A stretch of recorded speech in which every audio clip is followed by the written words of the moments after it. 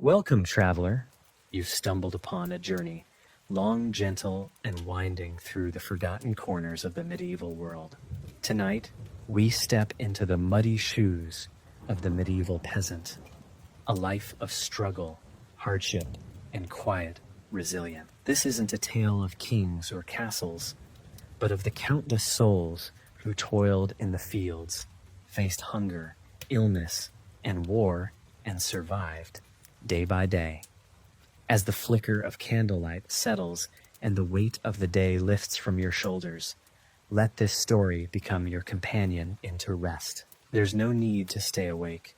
Just breathe deep, get comfortable, and let the soft rhythm of history carry you. Before we begin, please take a moment to subscribe, like the video if it helps you drift off, and leave a comment telling us what time it is, where you are, and where you're watching from. We'd love to know where in the world our little village of listeners has grown. Now, close your eyes if you like, and let's begin.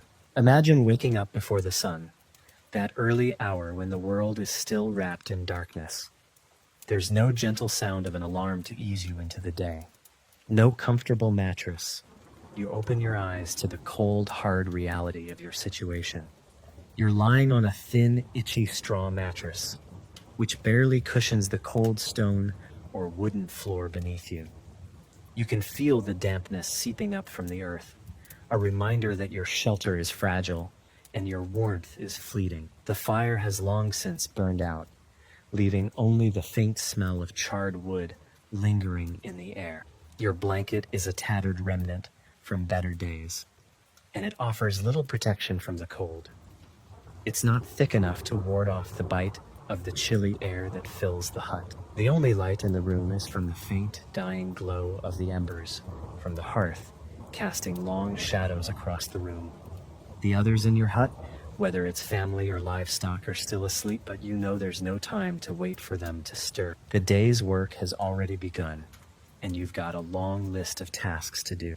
The first thing you hear is the sound of the wind, howling outside your walls. There's no insulation, no glass windows, just crude wooden shutters or cloth tied up to keep the cold from rushing in. The wind is a constant companion in your life, and its howl cuts through you, reminding you that you are at the mercy of nature. It feels like the earth itself is pressing down on you, trying to crush you under the weight of its demands.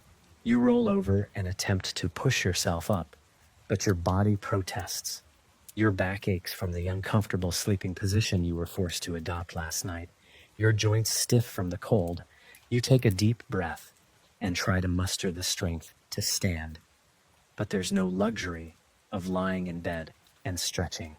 This is survival, and the world outside doesn't stop just because you're tired. You can hear the first sounds of life outside the hut. The early morning crows of a rooster, the rustling of the animals, chickens, goats, perhaps a cow beginning to stir. The village is waking up, and you have to be a part of it. You slip out of bed, your bare feet hitting the icy floor, the cold stone pressing into the soles of your feet. If you're lucky, you have some worn shoes, but even then, the thick mud from last night's rain or the snow from the day before makes walking a treacherous experience. You're not alone in your discomfort. The others in the hut are beginning to stir, but there's no moment of peace. You can hear your family members moving around, getting dressed, or in the case of younger children, being dressed by you, preparing for the day ahead.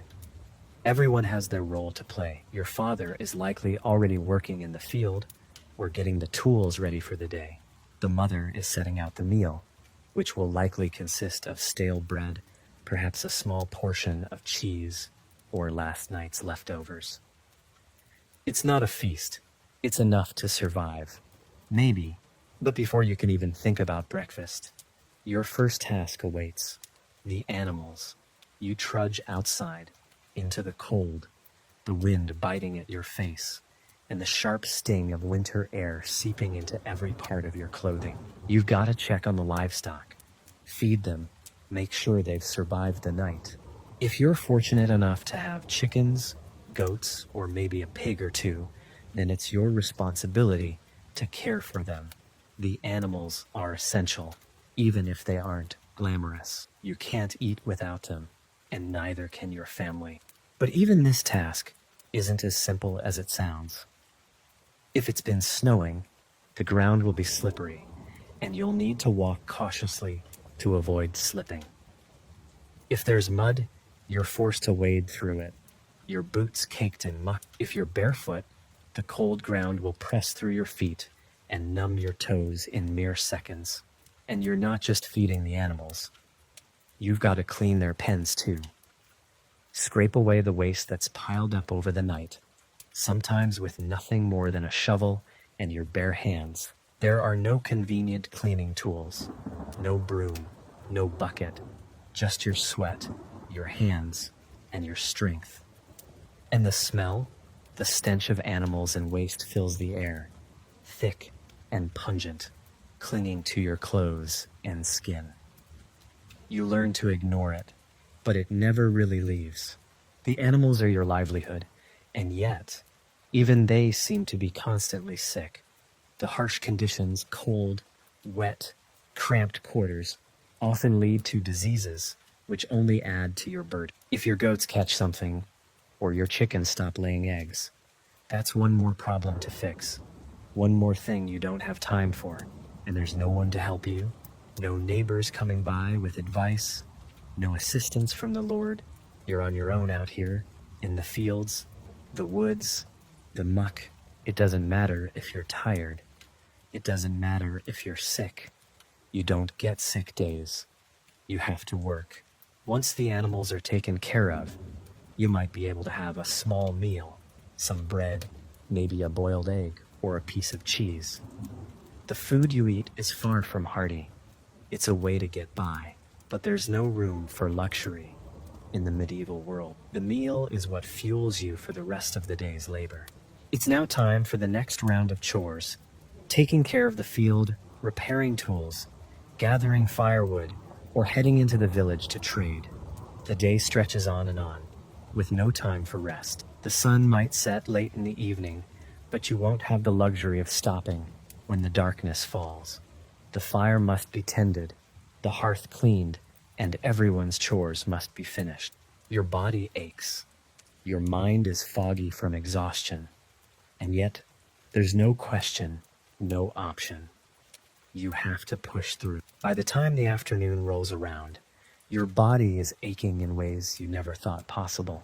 You've already spent hours working under the scorching sun, and yet the work continues. It's only after hours of physical labor that you begin to feel the strain. The muscles in your legs are sore, your arms burn from lifting, and your back is a constant throb of exhaustion. Every movement feels like it's dragging you through thick mud, but there's no time to stop. Your family depends on you. The Lord depends on you. The earth depends on you. No one cares about how tired you are. You just keep moving. Your body becomes a machine. It doesn't matter if your hands blister. It doesn't matter if your back feels like it's on fire. You push through the pain because that's what survival demands. You live in a world where complaining is pointless, where weakness is a sign of failure. You don't stop. You can't afford to stop. It's during this midday break that you realize just how poorly equipped you are for the work. The tools you're using are barely functional, broken, worn out, or simply ineffective for the scale of the task. The hoe you use to dig up weeds has a handle that's so splintered it's a miracle it hasn't snapped in half yet. Your sickle is dull and rusting, making it harder to harvest the crops without wasting time. The plow drags behind your oxen, whose strength is waning as the day drags on. These are the same tools your family has been using for generations, handed down through the years, but they're clearly showing their age. You can't afford to replace them. You can't even afford to have someone fix them properly. That means the same inefficient, broken implements are used season after season. Even if you knew how to make new ones, Where would you find the metal to forge a new sickle? Where would you find the resources to fix a plow? The feudal system doesn't provide you with anything other than your bare existence, and the Lord doesn't care about how much more efficiently you could work if you had the right tools. In this world, repair and maintenance are constant undertakings. Whether it's fixing a broken fence or mending a leaky roof, you're always doing something just to keep things from falling apart. It's an endless loop of repairs and makeshift solutions, and you're never more than a step away from disaster. If the plow breaks and there's no one to fix it, you'll lose precious planting time. If the roof leaks and you can't patch it in time, your family will suffer through the cold and damp. The weight of these worries hangs on you like a stone. Every day, you work as one more day spent struggling with things you shouldn't have to. But this is the life of a medieval peasant. Hard, grueling, and inefficient. It's about getting by, not thriving. It's about surviving, despite the odds. By now the morning has passed, but you're far from done. While the sun inches across the sky, marking the hours that slip by like grains of sand, you're already starting to feel the toll the day has taken. You've fed the animals, mucked out their pens, and braved the elements, all with your body sore from the morning's chores. But there's still no time to slow down. Every task, no matter how small, feels like a heavy weight. Your next task, like the ones before, is unforgiving. It's time for the fields, and that means more hard, physical labor. With the weather often unpredictable, there's always a rush to prepare for the planting season or tend to whatever crops are growing. The land has no mercy. It only gives what it wants when it wants, and it requires constant care. If the soil isn't plowed, the seeds aren't sown properly, or the plants aren't tended to, they won't grow. So, despite your aching back, you pull your tools from the barn, the same ones you've used for years, the ones that seem to wear down with every use. The plow is heavy, awkward to maneuver, and it takes all the strength in your body just to make it move. If you're lucky, you've got an ox or a horse to help. But they too are tired and temperamental, and you have to coax them to pull. You spend hours in the fields, walking behind the plow as the earth is turned over, exposing the dark soil beneath. Every step is a labor, every turn of the wheel, another grueling effort. You'll feel the heat of the sun on your back, and the sweat will pour down your face, but there's no time to stop, no breaks. If you stop to rest, the work piles up, and the crops don't wait. They must be tended to, or everything will be wasted.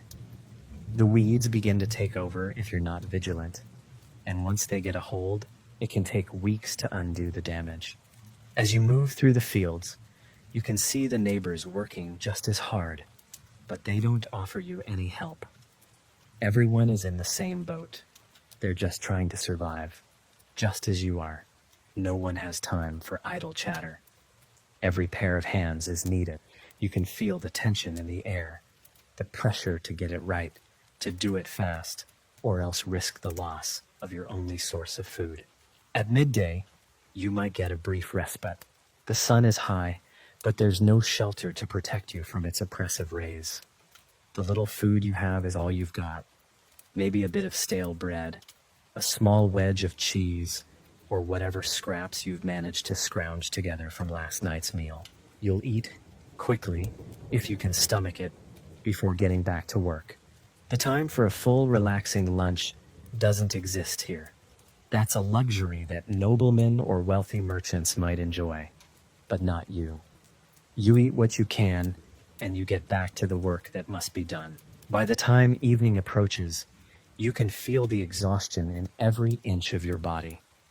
Your hands are raw and blistered from the constant gripping of tools. Your legs ache from squatting in the fields or walking the endless distance between your hut and the work site. Even your eyes feel tired, the constant exposure to the sun and the dust making it hard to keep them open. But it's not yet time to stop. There's still more to do. As the sun begins to set, You gather the last of the harvest, or finish whatever task you were working on, whether that's repairing fences, gathering firewood, or bringing in the animals. The sky turns pink and gold, the day's light starting to fade. But you can't stop. The work never stops. Even after the sun sets, the world doesn't fall silent. The darkness brings a new set of challenges. It's cold, and the chill creeps into your bones even more quickly after the long hours under the sun. You're inside now, but the warmth from the fire is just enough to make the air bearable, not warm enough to give you the comfort you crave. There's no real privacy in a medieval hut. If you're lucky, you have a corner where you sleep with your family, but the space is cramped and there's little relief from the harshness of the day. At night, you'll be exhausted, but sleep isn't always restful. You'll fall into a heavy sleep, only to wake up in the middle of the night, stiff and sore, your body aching from hours of labor. If it's cold enough, you'll shiver until the fire warms up again, or maybe you'll just lie there, awake, wondering how you're going to do it all over again tomorrow. When you do sleep, your dreams are often interrupted by the sounds of the outside world. The low moan of the wind, the rustling of the animals in the barn, and the occasional loud crack of the thatched roof. If you're lucky, you'll fall back asleep, but there's always a sense of unease hanging over you. After all, in a world like this, you never know what's coming next, and you know tomorrow you'll have to wake up and do it all over again. And yet, as tired as you are, you can't let the exhaustion overwhelm you. Every day is a fight to survive, a fight to make sure there's food for your family, a fight to make sure that you can continue the work no matter how worn out you feel. In medieval times, there's no room for weakness. There's no tomorrow when today isn't done. There's no safety net, no social programs to help you if you can't make it. Even when you're sick or injured, you push through. There's no one to rely on but yourself. The people who care for you are likely just as exhausted, just as burdened, just as worn down by the unending struggle to survive. You can't afford to stop. The harvest won't wait. The Lord's taxes won't wait. The land won't wait. You rise again with the sun. The routine starts anew, and every day you're reminded that the work, the struggle, never ends. You will repeat this cycle year after year, the seasons changing, but your life staying the same. You know the land, you know the work, but do you know how to escape it? Do you know how to break the cycle? The truth is, you can't. No one can. Another day breaks, and once again, you're forced to start from scratch. The first thing you notice as you step out of your hut is the cold bite of the morning air, cutting right through your clothes and straight to your bones. There's no time for a warm breakfast. You've got to feed the animals again, even though you're tired, even though your body is sore from the constant labor. It's a harsh truth in this world. There's no time for rest. Not even when you're exhausted. Not when your muscles scream for mercy. You've already spent so much of your life this way that the thought of stopping never even crosses your mind. You rise, not because you want to, but because you must. The earth, the animals, your family, everything depends on it. Everything you do is a sacrifice in service of survival. As you head out into the cold, you feel the weight of every step. You're already thinking about the day ahead. There's the work in the fields, the maintenance of the animals, and the repairs that never seem to stop. Every day brings new chores, new duties, and they all add up, leaving you with little room to breathe. The idea of taking a break, of resting even for a few moments, seems impossible. Your day is already laid out before you, and it will unfold, whether you're ready or not. The animals are hungry, just like you, and they can't wait. The goats bleat, the chickens cluck, and the cows low impatiently, waiting for you to tend to them. There's no time to care about your own hunger or discomfort.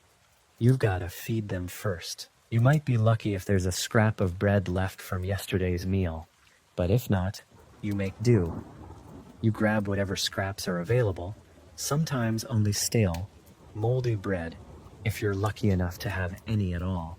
While you feed the animals, the cold begins to sink deeper into your skin.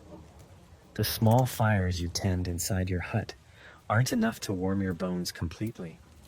The temperature outside can freeze the water in the troughs, and by the time you're done, your fingers are numb from the chill. But the work doesn't stop. You can't stop. If the animals aren't fed, if they aren't taken care of, they won't survive. And without them, you don't survive. Once the animals are settled, you move on to the fields. You've got crops to tend to, seeds to plant, weeds to pull. The labor never ends. You'd think that after all these years, your body would become used to the physical toll, but it never does. Every movement aches. Every task feels like it's too much. Yet still, you push forward, because stopping isn't an option. You know better. You're out in the fields before the sun has even fully risen. You can feel the soil beneath your feet, the texture of the earth shifting with each step. You till the ground, working the soil that provides everything you have. But it's never easy. The earth can be unforgiving, especially when the weather turns against you. The cold can freeze the crops in the early season. The droughts can drain the land of its vitality, and the pests can eat away at everything you've worked so hard to grow. Still, you keep going. It doesn't matter if the day is hot, cold, or damp. Your body hurts, but you push through. You do it because if you don't, you won't make it to the next season. Every hour spent in the field is another hour of grueling work. There's no rest, no relief, and no one else to do it for you. You've got to carry the weight of it all. The survival of your family, the survival of your farm. There's no one else to pick up the slack. The peasants don't have the luxury of working together for convenience. They work together out of necessity. But even then, it's rare for anyone to ask for help. You can't afford to. You've got to make it work on your own. Even if you manage to get some work done, there's no guarantee the weather will cooperate. If the rains don't come, if the sun isn't just right, the crops won't grow, and that means starvation. The reality of it hangs over you like a dark cloud, and with each passing day, it grows heavier. You pray to whatever gods you believe in, offering silent words for better weather, for more food, for safety. But even the gods aren't guaranteed to listen. The land gives you what it wants, when it wants, and if it's in a bad mood, there's nothing you can do about it. The work is never truly done. Even when you finish for the day, the exhaustion settles into your bones. You eat whatever little you've managed to gather, maybe sharing a small portion with your family, but there's no time for luxury. There's no time for rest, not when there's still more work tomorrow. And when the seasons change, the pressure increases.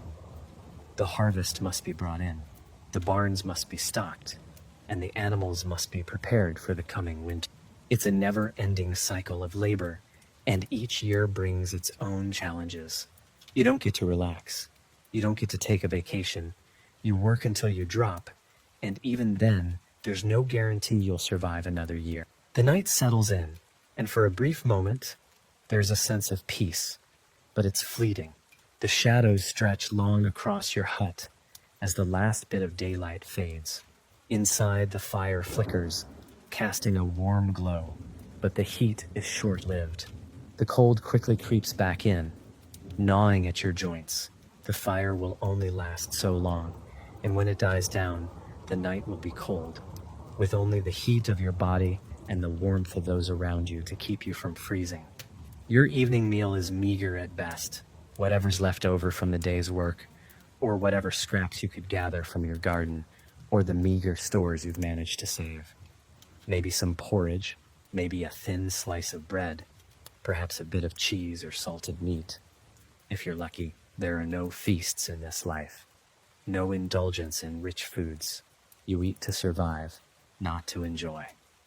The food is bland, often stale, and it's a daily reminder of just how little you have. The evening is the only time you can slow down, but even then, your mind never truly rests. There are always things to think about, to worry over. The work tomorrow is already in your thoughts. The planting, the weeding, the repairing, and the endless chores. You can hear the sounds of your neighbors from their own huts too, and you know they're feeling the same weariness you are. Everyone is caught in the same grind, the same struggle to make it through another day. There's a shared understanding that life will always be hard, but that doesn't make it easier. You may sit with your family around the hearth, huddled together for warmth, but even here, there's a distance between you and them. It's not an emotional distance, but a physical one. You may be side by side, but there's no comfort in that closeness. The silence can be deafening. Not from a lack of words, but because the conversation is about practical matters. Food, work, health. You talk about the next task, how the fields are doing, what needs repairing, what you'll do if the weather doesn't improve. There's no room for frivolity or leisure. Every word is a reminder of the harshness of your existence. But even amidst this harsh reality, there are moments of familial warmth. You'll share stories of the past, of family history, of moments you'll never forget. But even then, the stories aren't romanticized. They're filled with struggles and suffering. You share the same quiet understanding that this is the life you've been dealt, and there's no escaping it.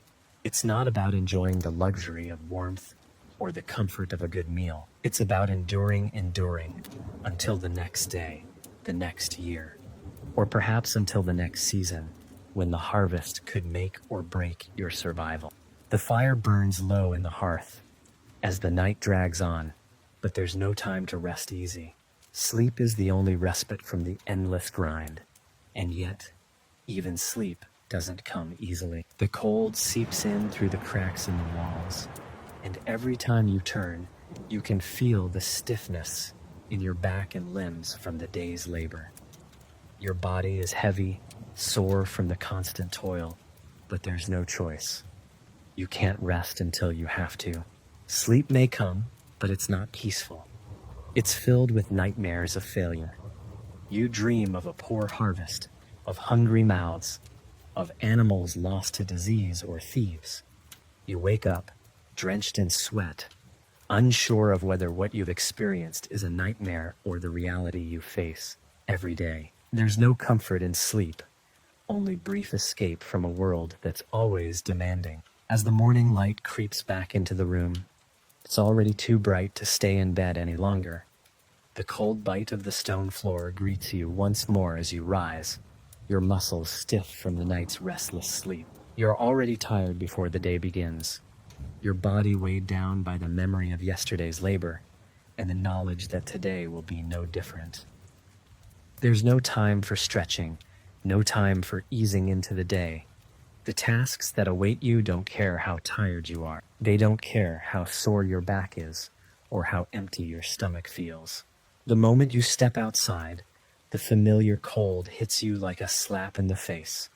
You're accustomed to the biting air now, but it still takes a moment for the cold to seep into your skin and bones. You grab the tools you'll need for the day, more likely than not, the same worn tools you've used for years, and head straight for the animals.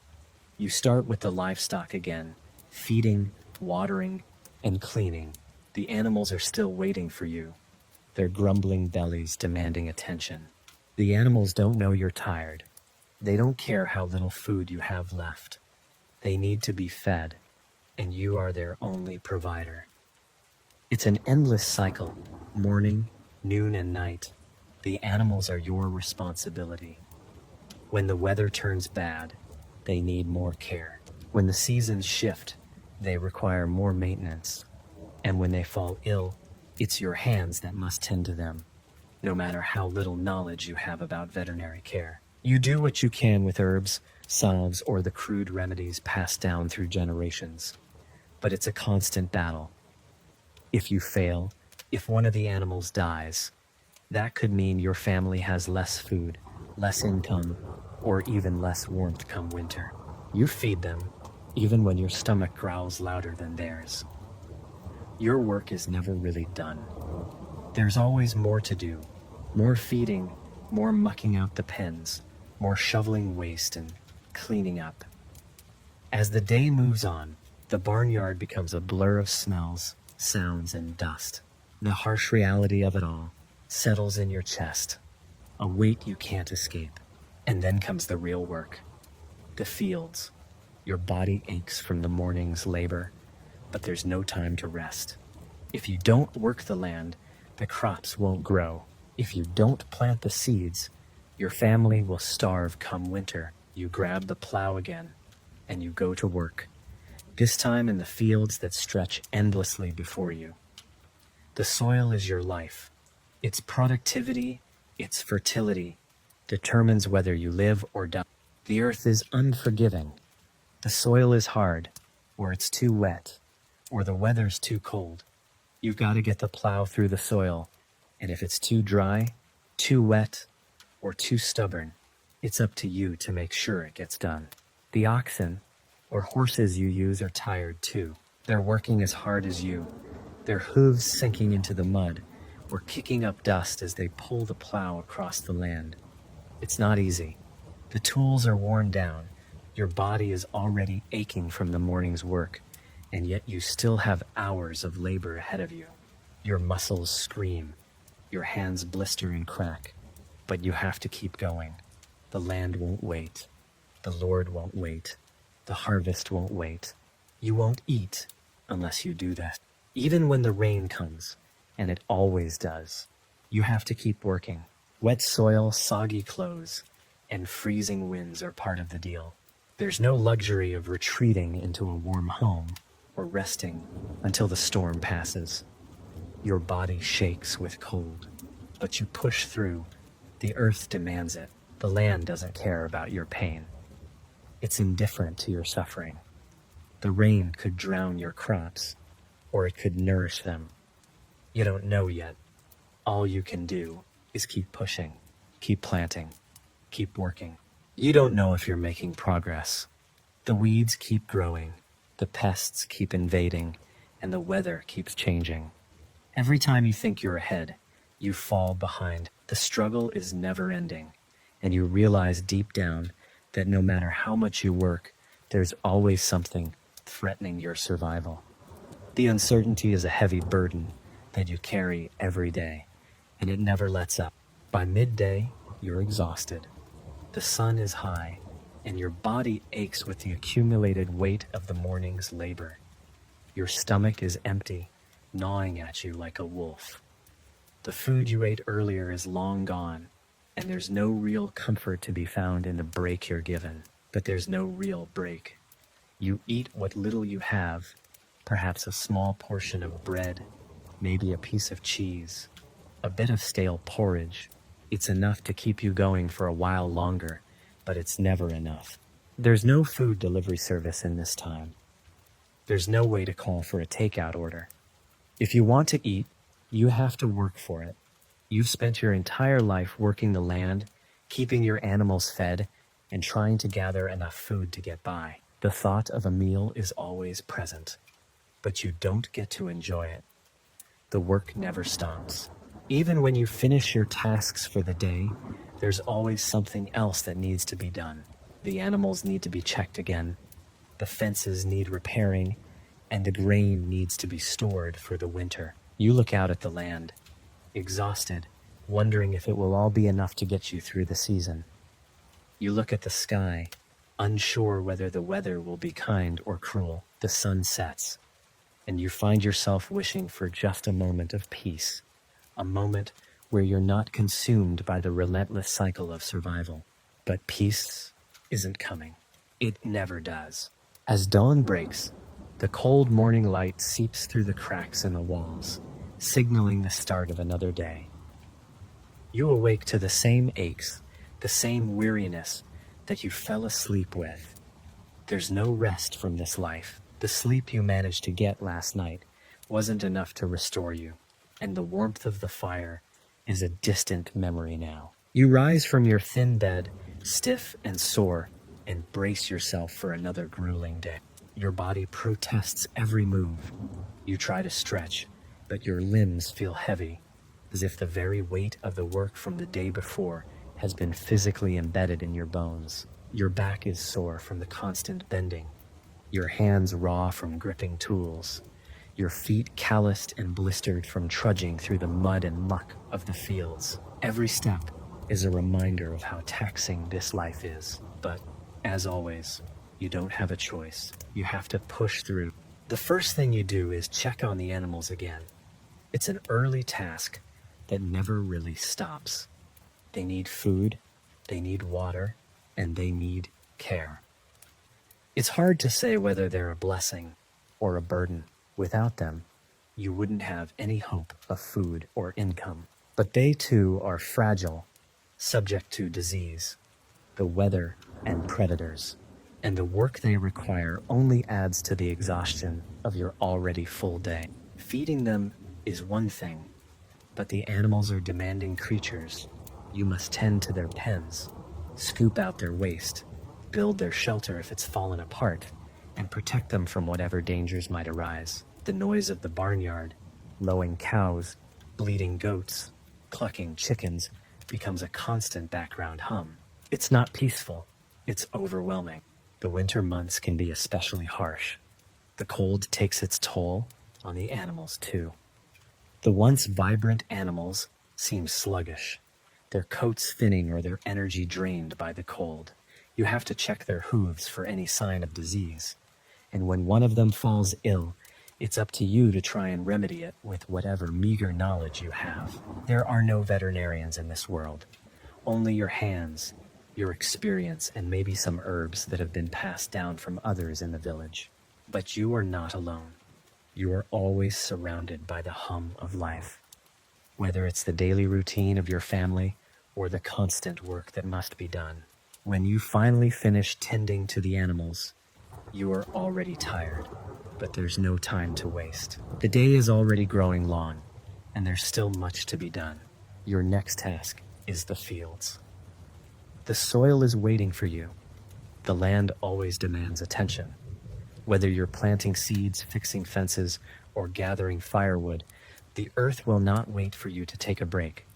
The fields are vast, and though they may not seem like much, they are your lifeline. If they don't yield crops, if the weather turns against you, it could be the difference between life and death. But working the land is not easy. You don't have modern machinery. You don't have anything but your hands, your tired body, and some rudimentary tools. The plow you use is an old one, worn down by years of use. It's heavy, cumbersome, and often difficult to maneuver, especially when the earth is particularly hard or dry. Your oxen, if you're lucky enough to have any, pull the plow, but even they tire quickly. There's no rest as you work the fields, no comfort in the labor. The sun beats down, and your body aches with every movement. Sweat pours down your face, your back as you bend to plant the seeds or pull weeds. The weeds grow fast, too fast, and if you don't stay ahead of them, your crops will be smothered. But no matter how hard you work, the land never feels like it's giving you anything in return. It's always a gamble. Sometimes the harvest is bountiful, sometimes it's a total loss. The uncertainty hangs over you, and there's nothing you can do about it. The weather is the only thing that can determine whether you'll eat or starve, and it's completely out of your control. If the rains come too early or too late, the crops fail. If the frost hits at the wrong time, your hard work could be ruined. If the pests invade, you might lose everything. And once again, it's all out of your hand. As the hours pass, you can feel your energy draining. You're not even sure when you last ate. You haven't had a full meal in days, maybe weeks. You live on scraps, hoping you'll make it through the day and into tomorrow. You don't get to enjoy a meal the way people do today. You eat when you can, and it's never enough. If you're lucky, you get a thick bowl of porridge, maybe a few slices of bread. Meat is a rarity, and fruit or vegetables are far from a given. You eat what you have when you can. By the time nightfall arrives, you feel as though you've aged years in just one day. Your back is stiff, your muscles aching from hours of constant labor. But when the sun sets, there's no sense of relief. The work doesn't stop just because the sky goes dark. The firewood has to be chopped, the animals must be secured, and food has to be prepared. You may try to relax, but it's hard to do so when you know there's always more to be done. And the sleep you long for, it's never truly restful. You're always awake, constantly adjusting to the uncomfortable bed of straw or your aching muscles. And when you finally drift into a fitful slumber, the cold air seeps into your bones, making the little warmth left in your body a fleeting comfort. Tomorrow, it starts all over again. You wake to the same stiff body, sore from yesterday's work, but there's no time to linger. The world outside is already calling, demanding your attention. The cold from last night still clings to the walls of the hut as you pull yourself out of the straw bed. The wind whips through the cracks in the walls, and the faint light from the rising sun does little to combat the bone-chilling air. The temperature hasn't improved, and you can feel the icy draft as you move across the floor, barefoot, your feet immediately numb from contact with the cold ground. Today will be the same as yesterday, endless hours of physical labor, grueling tasks that never stop. The work is a constant reminder of your place in the world, of your position as a peasant, bound to the land and tied to the cycle of survival. You have no choice. The day must be lived out, step by painful step. You begin with the animals again.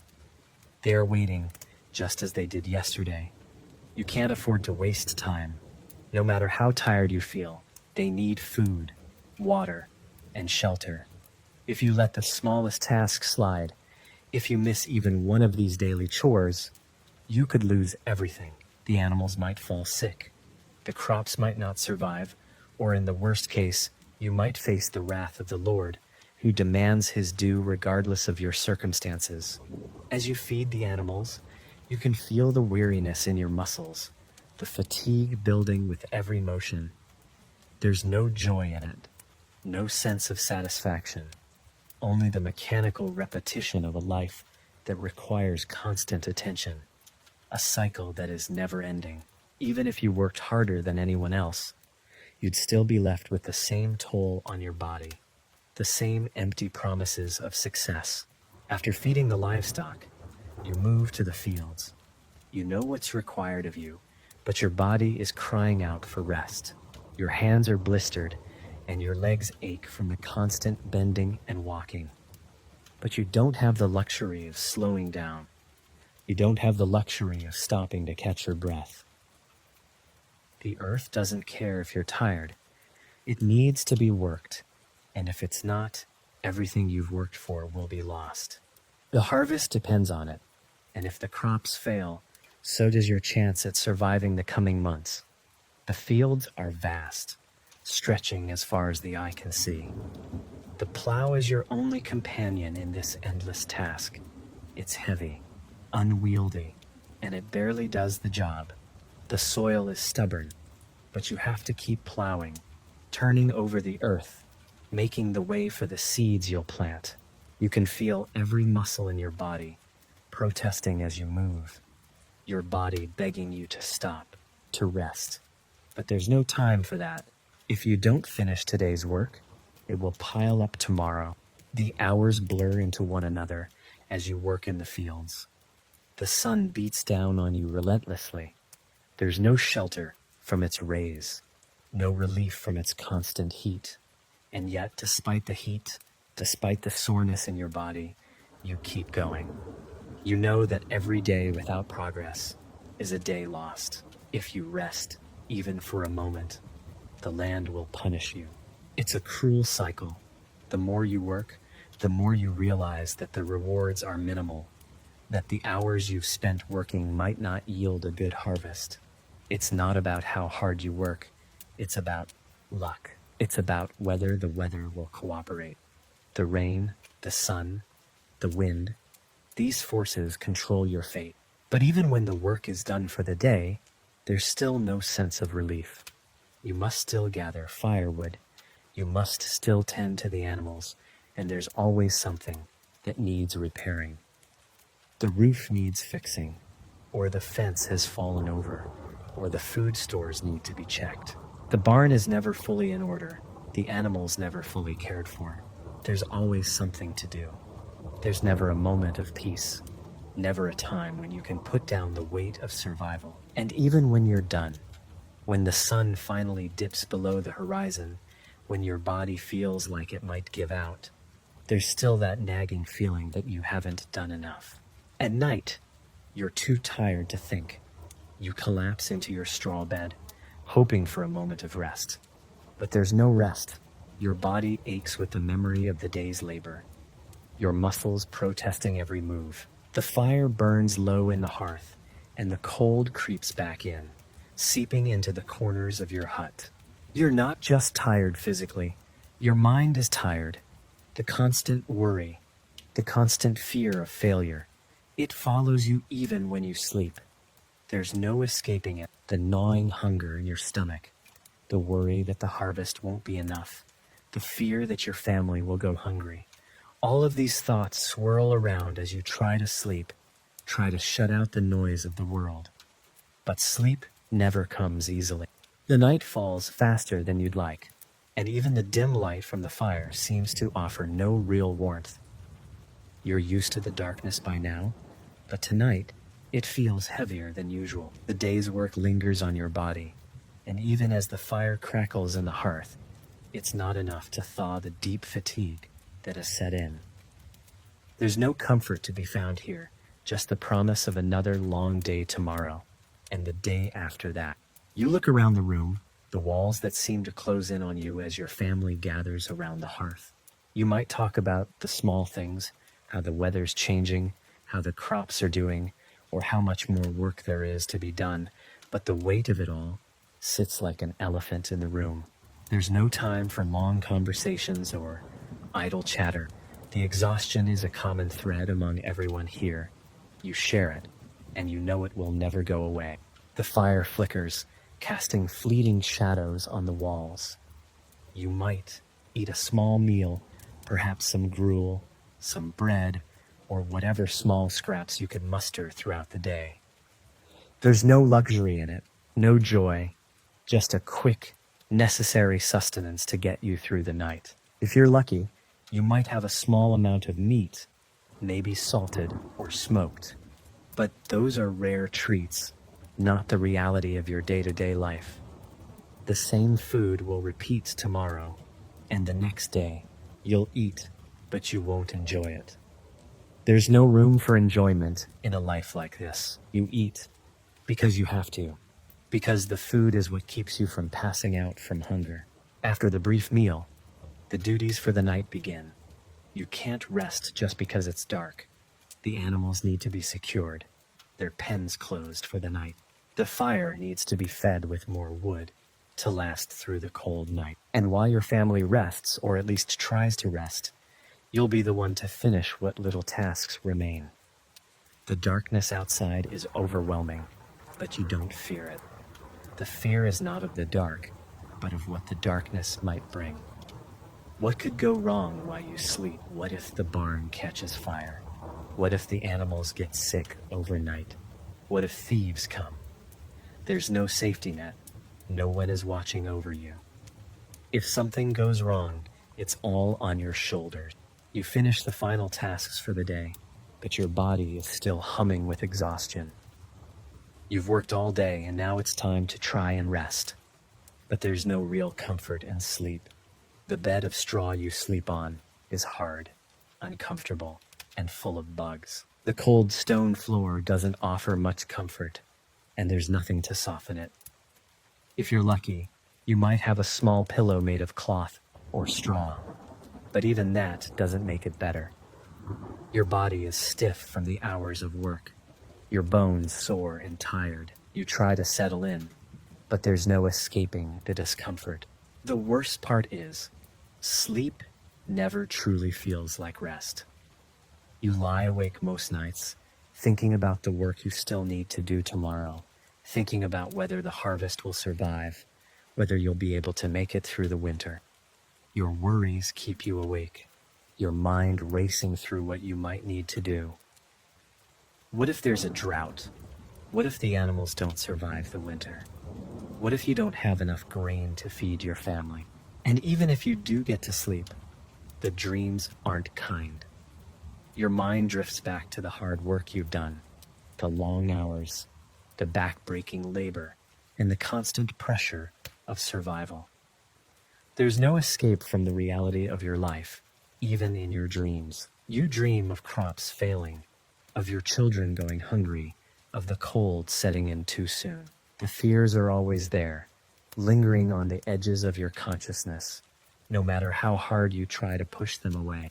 The moments of sleep that you do get aren't restful. They're fragmented, broken up by the discomfort of your body and the constant reminders of the challenges you face. There is no luxury in sleep, only a brief, fleeting escape before the brutal reality of the next day begins again. The next morning comes with the same suffocating weight as the last. The moment you open your eyes, you feel the familiar pain in your body, a reminder that the grueling labor of yesterday has left its mark.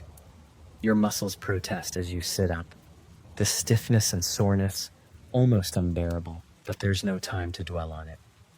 The day's tasks are already calling, and the world outside doesn't care how much you ache. You must get up and face the same demands again. You rise and head out into the cold, your body sluggish, but your mind already racing through the list of things that need doing. The animals must be fed, the firewood gathered, and the fields must be tended to. Every task feels like a mountain to climb, but you've learned to live with the weight. You know what comes next, and you know that there's no relief on the horizon. The animals are waiting for you once again. You can hear the lowing of the cows and the restless noise of the chickens and goats, all demanding attention. The barn is filled with the smell of manure and dampness, and the core of feeding them is a reminder of how much work is involved in even the smallest task. You feed them, check on their health, and make sure everything is secure. But the satisfaction of a job well done is fleeting. You can never rest for long, because the demands are relentless. If you don't take care of them, your animals could get sick, and that's a loss you can't afford. You're not just feeding the animals, you're constantly maintaining their pens, their shelters, and their well-being. The work is unending, but it's the cost of survival. Every day, you repeat the same rituals, hoping that this time, the animals will be healthy enough to survive the long months ahead. Once you finish with the animals, the fields await you. The earth is never patient. If the crops aren't tended to, they won't grow, and your family won't eat. And it's not just about planting the crops. You have to tend to them every single day. Weeds must be pulled, pests must be chased away, and water must be carried if the rain hasn't come. It's the same struggle year after year. You till the soil, plant the seeds, and hope the harvest will be plentiful enough to get you through the harsh winter. The earth feels like it's mocking you. You spend all your energy trying to make something grow, only to find that a bad frost, a drought, or a pest infestation could ruin it all. And even if you do get a harvest, there's no guarantee that you'll be able to keep it. The Lord's taxes will be collected. The price of grain might be too high to afford. And if it's a bad season, you might not have enough to last through the winter. Your body aches with each passing hour in the field. The plow feels heavier than ever, the soil more resistant to your efforts. The physical labor never stops, and with each day, you feel the strain of it all. Your back is sore from bending, your hands raw from gripping the worn tools. You sweat under the hot sun, but the work must continue. The harvest must come in. By midday, you feel the weight of the sun beating down on you, the heat making it harder to move, to focus.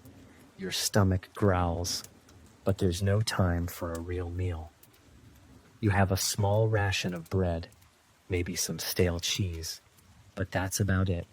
There's no time to sit and enjoy a meal. There's no time to savor food. You eat because you have to keep going. You don't have the luxury of enjoying your food. You eat in quick bites, rushing to get back to the fields, to the animals, to whatever task needs your attention. The day is far from over, and you can already feel the weariness creeping back into your bones. Every task feels endless, and with each passing hour, you realize just how little you truly have to show for it. As the day draws to a close, you head back to the hut, exhausted but with no sense of relief. There's more to be done, even though the sun has set. The animals need to be locked up for the night. The firewood needs to be gathered, and you need to prepare for the next day's work. By now, your body feels like a machine that's been running on fumes for too long.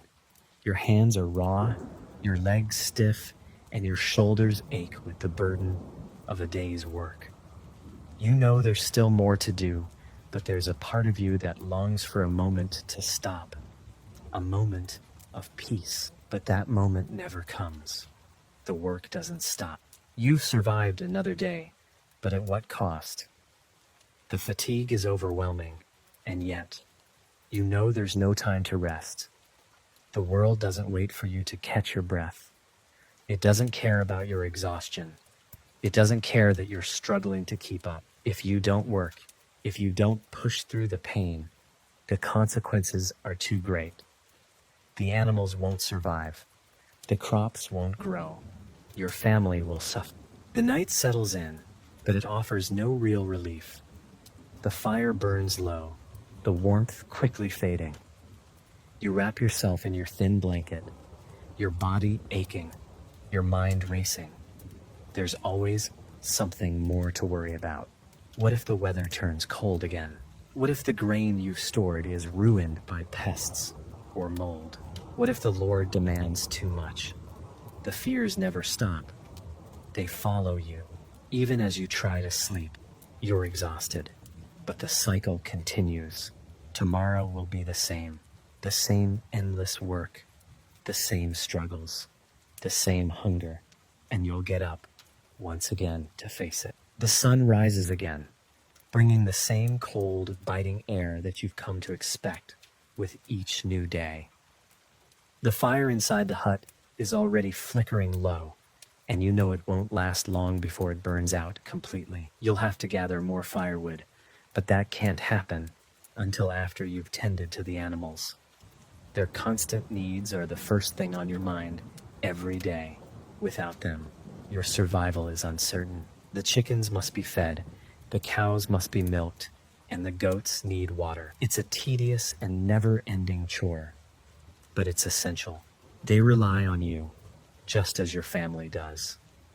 You drag yourself out of bed, the stiffness in your back from yesterday's labor already taking its toll. As you step outside into the cold morning, your breath comes out in visible puffs of mist, freezing almost immediately as it hits the air. The world is still dark, and the stillness around you is unsettling. You can hear the faint rustle of the animals, the soft cluck of a chicken, or the low moo of a cow waiting to be milked. The world outside is quiet, too quiet, and it feels like an echo of the silence that lives in your chest. The exhaustion hasn't left you. It's settled in for the long haul. Your body is crying out for rest, but there's no time for that. There's no room for weakness in this world. There's only work, and it must be done. Your feet are numb from the cold as you walk through the muck to reach the barn. The mud is thick and sticky from last night's rain, and every step feels heavier than the last. The animals are already impatient, waiting for you to feed them. The barn is a cramped space, filled with the stench of waste and hay, but there's no time to care about the filth. You feed the animals quickly, your hands shaking from the cold. You check on them all, making sure they're healthy, hoping none of them have fallen ill overnight. You can't afford to lose any of them, especially during the harsh winter months. Each one is precious to your survival. A sick animal could mean the difference between surviving the winter and starving to death. The fear of loss is constant. Once the animals are fed, it's time to move on. The fields await you, and you can already feel the fatigue weighing you down. It's a familiar feeling by now, one that never seems to leave. The earth needs constant care, constant attention. Even if you worked all day yesterday, even if your body is stiff and sore, the land won't wait. The crops won't grow unless you work for them. And the weather is always unpredictable. It could be too dry, too wet, or too cold, and your crops could fail before they even have a chance to sprout. The land is as unforgiving as the lords who rule over it, and there's no room for mistakes, no time to question your actions. The plow must be moved, the seeds must be planted, and the weeds must be cleared. If you don't do it, who will? You move through the fields, mechanically, one foot in front of the other. Your body aches with every movement, but there's no stopping now. You've worked this land for as long as you can remember, and it still feels like you're just beginning. Every year, you hope for better results, but they never seem to come. The land yields what it will, and the weather is unpredictable at best. The rain could be too much, or it could be none at all. You never know until it's too late. There's no sense of control over your own life. It feels as though you're caught in a never-ending battle between nature and survival, and nature has the upper hand. As you continue working, the hours slip by without you even noticing. The sun is high now, burning down on you with unrelenting heat. Your skin is red and raw from the exposure, but there's no time to shield yourself from the sun. You can't afford to stop. The plow feels heavier with every step. Your arms burn, your legs are stiff, but you keep pushing forward, inching your way across the field. The crops are slowly beginning to grow, but you're unsure if they'll be enough. The harvest feels like a distant dream, something you're not sure will ever come to fruition. Still, you keep working, praying that this year will be different, praying that you'll have enough food to make it through the winter. The labor continues. The weeds must be pulled. The pests must be chased away. The land must be watered. There's no end to it. And as the afternoon passes, your body only grows more tired. The sun begins to set, but there's no relief. The work still isn't done. You'll have to head back to the barn to secure the animals again, to gather firewood for the night, to repair whatever's broken. The chores don't stop just because the sun goes down. They stretch into the night, and when the day ends, you barely have the strength to think. As darkness falls, your body feels like it's been through a war. The hours of manual labor have left you physically drained, but there's no time to rest. The cycle of work continues. You gather the last of the firewood, secure the animals for the night, and prepare for tomorrow. The fire in the hearth flickers, barely enough to keep the cold at bay. The darkness outside presses in, but there's no sense of peace, no relief. You don't sleep soundly. Your mind races, constantly worrying about the work that still needs to be done, the crops that might fail, the animals that might get sick. The weight of survival hangs over you like a stone, and it never lets go. The night is long, but sleep comes only in fits. You lie on the hard straw mattress, feeling the ache in your back, your arms, and your legs. Every movement feels like a burden, your body weary from the never-ending cycle of labor. The fire in the hearth has burned down to embers, offering little warmth. The chill creeps back in, and you can feel it in your bones as the night stretches on. You close your eyes, hoping for rest, but your mind keeps racing. Every night is the same. You worry about the coming day, about the work that still needs to be done. The harvest that might not come in, the animals that need to be cared for, the weather that could ruin it all. Your mind churns with the uncertainty of it all. Will the crops survive? Will the weather be kind? Will there be enough food to feed your family through the winter? These are the thoughts that haunt you, that keep you awake long into the night. And when you do finally manage to sleep, it's not restful. You dream of fields burned by drought, of animals that have fallen ill, of empty granaries. The dreams are often worse than the reality. At least in reality, you can still take action. But in your dreams, you can do nothing to stop the inevitable. Morning comes too soon, as it always does. The light filters into the room through the cracks in the walls, and you're awake before you even want to be. The same body aches greet you, the same exhaustion that never fully goes away. You sit up slowly, trying to shake off the fatigue, but it lingers like a weight. There's no time for rest, though. The work is waiting. Your feet hit the cold stone floor, and the chill immediately seeps into your bones. The rest of the world is still, quiet, still, but your day has already begun. You don't have the luxury of waiting for a moment of peace. You grab the tools you'll need for the day and head outside into the morning air, already feeling the weight of the tasks ahead of you. The first task, as always, is the animals.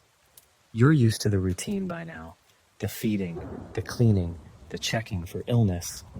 It's all automatic, just another part of the endless cycle.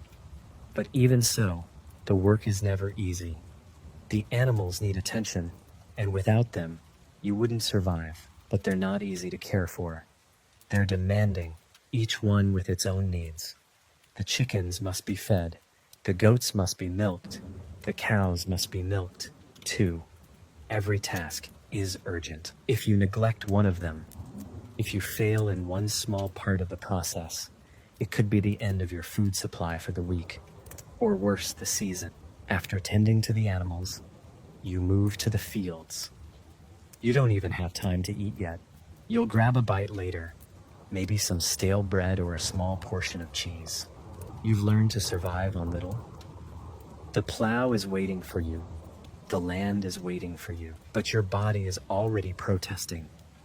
Every part of you aches from yesterday's labor, and you know that today will bring the same. The soil is heavy, the plow is stubborn, and the weeds keep coming.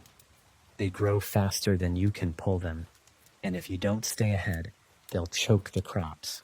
You think about stopping for a moment, catching your breath, but there's no time. If you stop, the work piles up. The weeds keep growing. The crops don't grow on their own. The weather isn't always your friend. And as much as you wish you could rest, you know you can't afford to. Every moment spent not working is a moment you're not feeding your family. The sun climbs higher in the sky, and the heat becomes unbearable. The work is relentless. Every step is a challenge. Every motion requires effort. The plow feels heavier with every passing minute. The soil more stubborn. The rain hasn't come in days, and you can feel the earth beneath you beginning to dry up, cracking as it bakes under the sun. There's nothing you can do about it. You can't control the weather. You can only work. By midday, the tiredness is overwhelming. You've spent hours in the fields, but there's no end in sight. You grab a small portion of food, barely enough to keep the hunger at bay. A few slices of bread, maybe some dried meat, if you're lucky. But even eating feels like a chore. You don't have time to sit and enjoy your meal. There's no relaxation in your life. You eat, you chew quickly, and you get back to work. Your body aches with exhaustion, but your mind is always a step ahead, calculating what still needs to be done. The day isn't over yet. There are still the animals to tend to, the tools to check, the repairs to make. The thought of rest seems so far out of reach. You almost don't remember what it feels like. The sense of relief, the comfort of a full meal, or a warm bed, all seem like distant dreams. The life you lead is a constant state of effort and survival. As evening falls, the work doesn't stop. You're still moving, still laboring. The animals need securing for the night.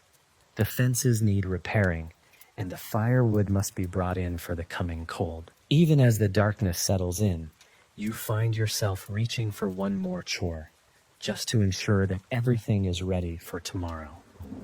You look out at the fields, barely able to make out the rows in the dimming light, and wonder if it will all be enough. The night brings little comfort. You lie down to sleep, but sleep is never restful. You hear the sounds of the wind howling outside, the rustling of animals in their pens, and the creaking of the hut as the cold seeps in. There's a constant hum in the back of your mind, the worry that tomorrow will bring the same struggles, the same exhaustion, and the same uncertainty. There's no end to it, no day off, no relief. It's a never-ending cycle that repeats itself year after year, and every day you wonder how much longer you can endure. You wake up to the same oppressive cold that greeted you the day before. Your body protests as you rise, stiff and sore from the relentless labor that has come to define your life. You move slowly, your joints aching as you stretch, and the exhaustion lingers like a shadow over you. There's no rest, no escape, and the first thing you notice is the same feeling of dread that fills you every morning. The fear that today will be another struggle to survive. The hope that maybe, just maybe, today will be the day when things finally start to improve. But knowing deep down that it's just a fleeting thought. You grab the tools for the day, those same worn, rusted implements that have been with you for years. The plow, the hoe, the sickle, all instruments of survival. But none of them bring comfort. They are just extensions of your labor, pieces of metal that make the endless tasks of a peasant's life bearable, at best. Your tools are a constant reminder of your position, stuck on this land, forced to work endlessly, always hoping for just a little bit of relief. The animals are your first priority, just as they have been every day before. You make your way outside, feeling the chill of the morning air hit your skin. The cold stings as you breathe in, and the sharp contrast between the warmth of the fire inside your hut and the cold outside is a constant reminder that nothing in this life is easy. Everything comes at a cost. As you enter the barn, the animals greet you with their usual impatience. You feel the weight of their hunger, the responsibility that you must meet. You feed them quickly, grain for the chickens, water for the goats, and hay for the cows. You do it as quickly as possible, knowing that there's no time to waste. Your stomach growls in protest, but there's no time to eat yet. The work doesn't stop, not even for a minute. The day is already growing long, and the sun is rising higher. The fields are calling to you, demanding attention. You finish with the animals, but that's just the beginning. You know the land won't wait. The weeds keep growing. The soil keeps needing to be worked. You grab the plow and head out, the heavy tool dragging behind you like a burden that never gets lighter. Each step you take in the field is another reminder of how relentless life is. The plow feels heavier with each step. Your legs are already sore from yesterday, and the soil feels more resistant than it ever has before. The earth is stubborn, the weeds are unrelenting, and the crops, if they even manage to grow, seem to always be just out of reach. You can't afford to slow down. The harvest is still months away, but already you feel the urgency. The weather could change at any moment. A storm could wipe out the crops. A drought could leave you with nothing, and no one will care.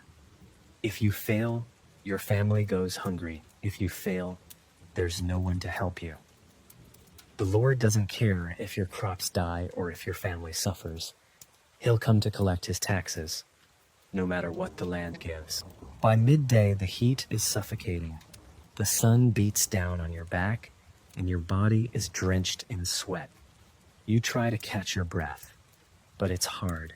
Every movement feels like an effort. You pause for a moment, but there's no rest to be found. There's no one to talk to, no one to share the burden with.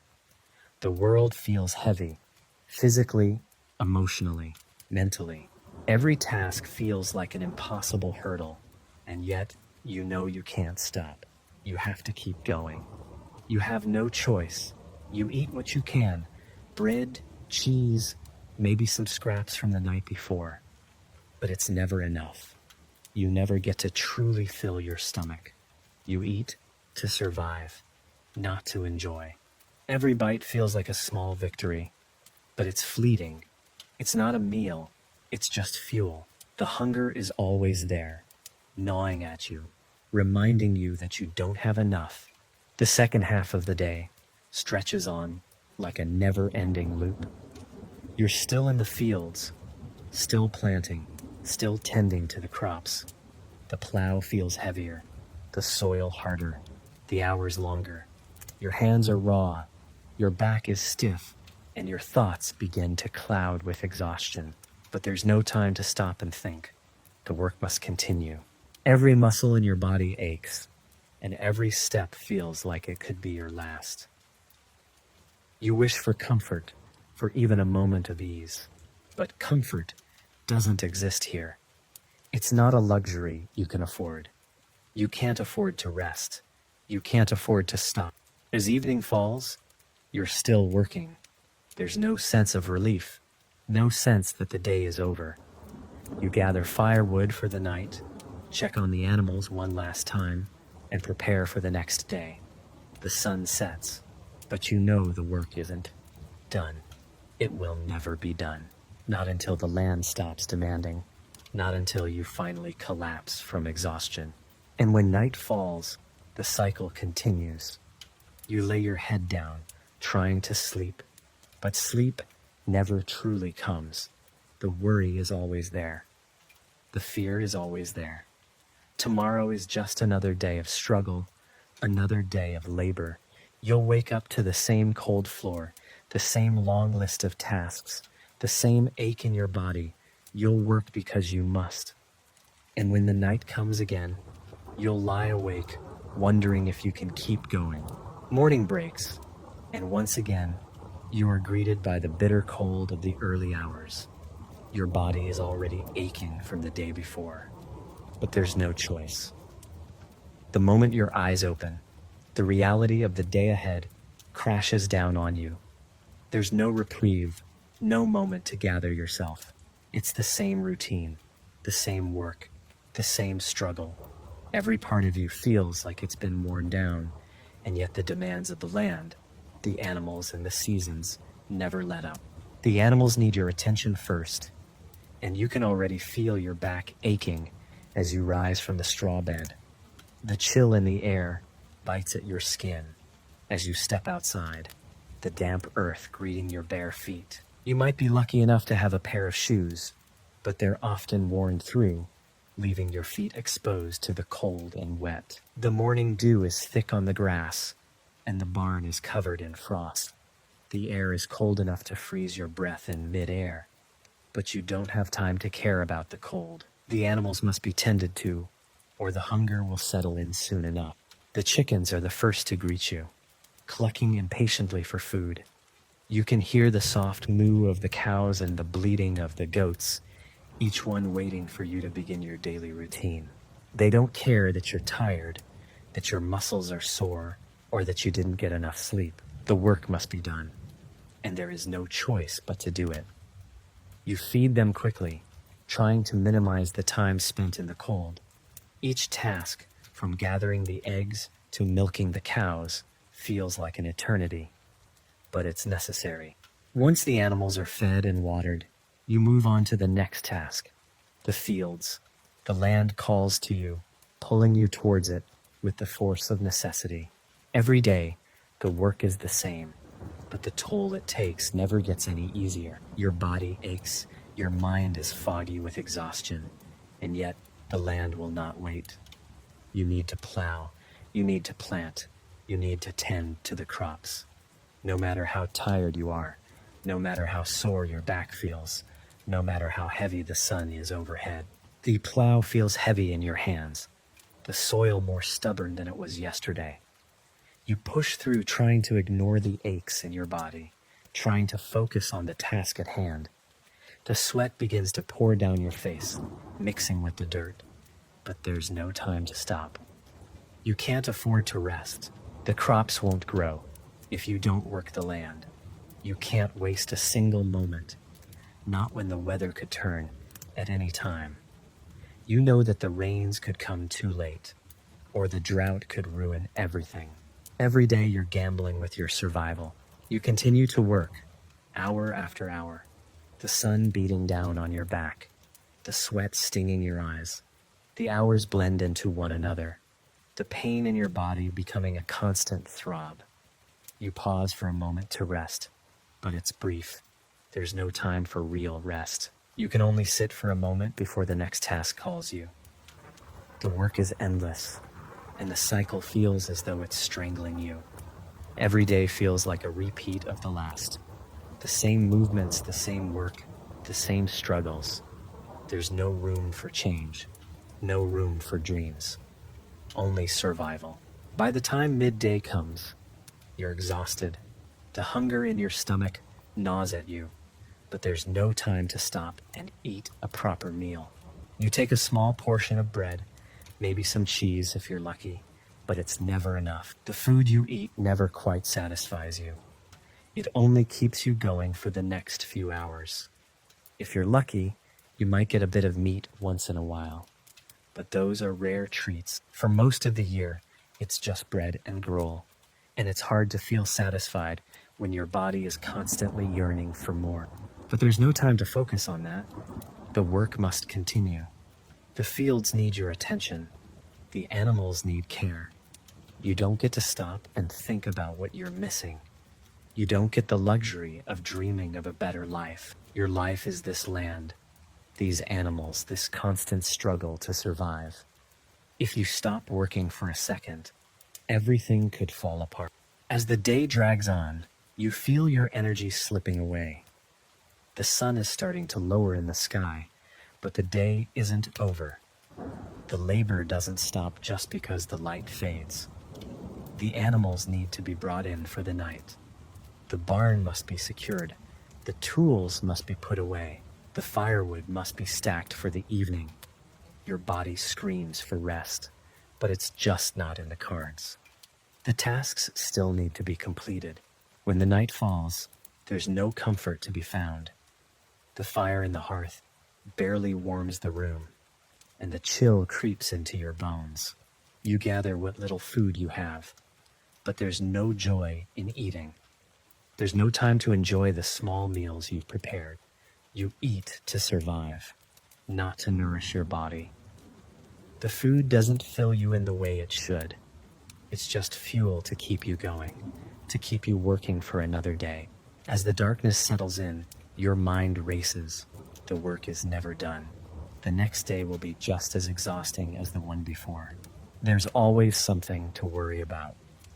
Will the weather ruin the crops? Will the Lord demand too much in taxes? Will the animals survive the winter? You can't escape these thoughts. They follow you even as you try to sleep, even when you're lying in the darkness, too tired to keep your eyes open. Sleep is never truly restful. The fatigue is always there, and you dream of the same things, of crops failing, of animals getting sick, of hunger creeping in. Even when you sleep, the reality of your life is ever present, hovering in the background of every dream. The cycle continues, unbroken, relentless, and unforgiving. Another day breaks, and once again, the harsh cold greets you with open arms. It sinks into your bones, a chill that refuses to let go. Your body groans in protest as you sit up, stiff and sore from the relentless cycle of labor. The same exhaustion weighs down on you, and the same burden of survival hangs heavily in your chest. There's no reprieve, no escape. The moment you open your eyes, you're reminded that today, just like every day before, you must rise and face the same demands. The morning light is still weak as you step out of bed, your bare feet immediately hitting the cold, unforgiving floor. There's no comfort, no softness to greet you, just the chill that wraps around you like a suffocating cloak. You don't have time to adjust to the cold. The animals need you. The barn needs attention. The land needs to be worked. The world doesn't stop for your discomfort. You move sluggishly, your body stiff from the work you did yesterday. The pain in your joints doesn't let up. Every step, every movement feels like an effort. But this is your reality now. No rest, no time for recovery. The work must continue. You don't get to question it. You just have to get up and go. The barnyard is your first stop, and the animals greet you with their usual restlessness. The sound of lowing cows, clucking chickens, and bleating goats fills the air. It's a routine you've become intimately familiar with, and as much as you dread it, you've learned to accept it. The barn is cramped, poorly lit, and filled with the smell of waste, but it's your responsibility to ensure that everything is in order. You must feed them, clean their pens, and check on their well-being. If they're not properly cared for, they won't survive. And if they don't survive, neither will you. Every movement feels like it takes an eternity. Your hands are rough from years of manual labor. Your back aches from bending over to scoop feed into the troughs. It's cold in the barn, and the dampness lingers, biting at your skin. There's no luxury of warmth here. There's no escape from the discomfort. You finish feeding the animals, but already your body is yearning for rest, yearning for comfort that will never come. You can feel your stomach growling, but you know there's no time to eat yet. The fields are waiting for you. The plow calls to you as it does every day. The earth needs to be tilled, the seeds need to be planted, and the weeds must be pulled. You can feel the weight of the land pressing down on you as you make your way to the fields. The work never stops. You're still recovering from yesterday, still aching, still exhausted, but the land demands attention. The cycle doesn't stop because you're tired. The land doesn't rest, and neither can you. The plow feels heavier today. The soil is resistant, and your movements are slow, stiff from the pain that lingers in your body. The sun is climbing higher in the sky, and the heat begins to beat down on your already sore back. The sweat runs down your face, stinging your eyes. But there's no time to stop. There's no time to rest. The crops must be planted, the land must be tended to, and the work will continue until nightfall. As you push the plow through the soil, you notice the land is hardening. The rains have not come in days, and you can already feel the dryness setting in. The plants will struggle to grow in these conditions, but you don't have the luxury of waiting for the perfect weather. You have to work with what you have, and what you have is a plow that doesn't work well, soil that's too dry, and a body that's too tired to continue. But you keep going, because if you don't, the consequences will be dire. You can't afford to fail. The land must provide, or you and your family won't survive the coming winter. By midday, the sun is at its peak, and you are exhausted. Your muscles ache, your back is on fire, and your thirst is unbearable. You've been working for hours, but you can't stop. You eat what you can, maybe some stale bread or a piece of cheese, but it's not enough. You eat because you have to, not because you want to. You can't remember the last time you ate a real meal, one that filled you up and left you satisfied. There's no time to enjoy your food. You shove it in your mouth quickly, chewing in haste. Every bite feels like it's not enough, like it can never fill you up. Hunger is a constant companion, an ache in your stomach that never goes away. The simple foods you eat aren't enough to give you the energy you need to keep going, but it's all you have. It's all you can afford. The afternoon brings more work. The weeds are taking over, and you have to clear them before they can choke the crops.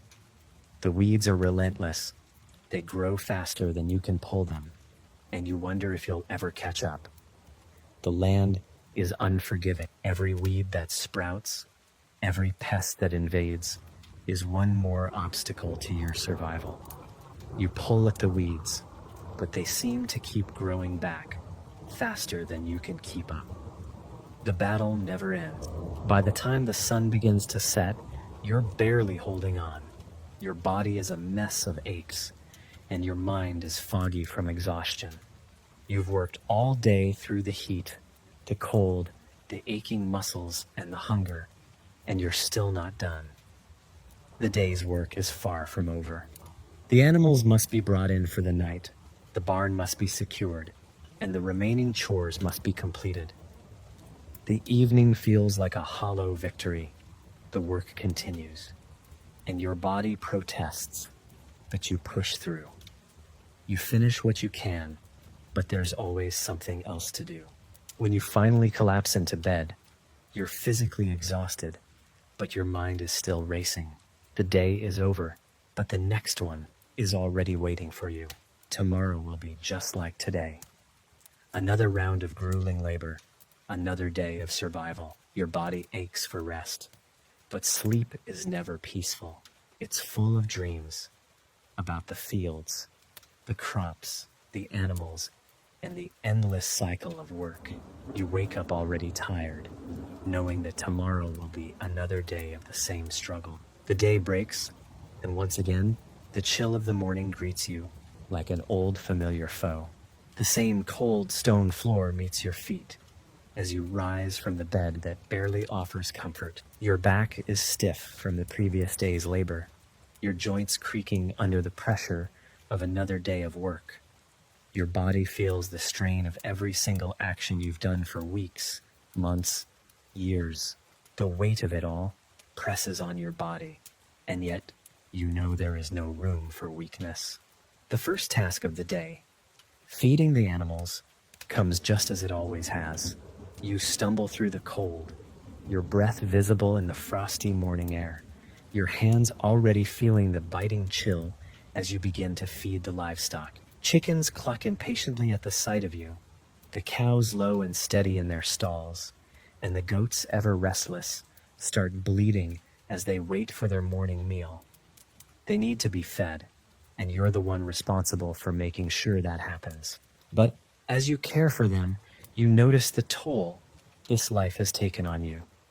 Your hands are calloused, your fingertips cracked and raw from years of working with rough tools, dirty ropes, and wooden fences. Your muscles ache, each stretch or turn bringing discomfort. You've long stopped thinking about the pain, but it's always there, lingering just beneath the surface, and yet you can't stop. Your family relies on the animals for food. Your life depends on them. The barn is cold and dark, the smell of manure and hay heavy in the air, but there's no room for sentimentality in these moments. The tasks are urgent. Get them fed, get them watered, check on them for illness. One sick animal could mean losing your food supply, and that's something you can't afford. Once the animals are taken care of, your attention shifts to the fields. They beckon you, their endless expanse demanding your presence. The work doesn't wait. The crops don't care if you're tired or sore. The plow must be dragged through the soil.